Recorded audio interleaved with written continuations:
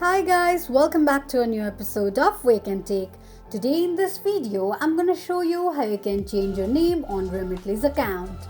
Keep watching the video till the end. To change your name on Remitly's account, firstly go ahead and launch open your Remitly application. The home page of Remitly application will appear on the screen.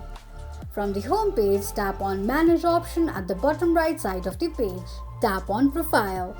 You will end up on the Profile section of your Remitly's account. Click on Edit right next to your name, edit your name and tap on Save. This is how you can change your name on Remitly's account quickly and easily just in few steps. If you have any thoughts or queries, let us know in the comments section.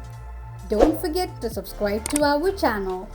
Also press the notification bell icon so that YouTube will notify you whenever we post a new video. I hope this video was helpful to you. Thank you so much for watching.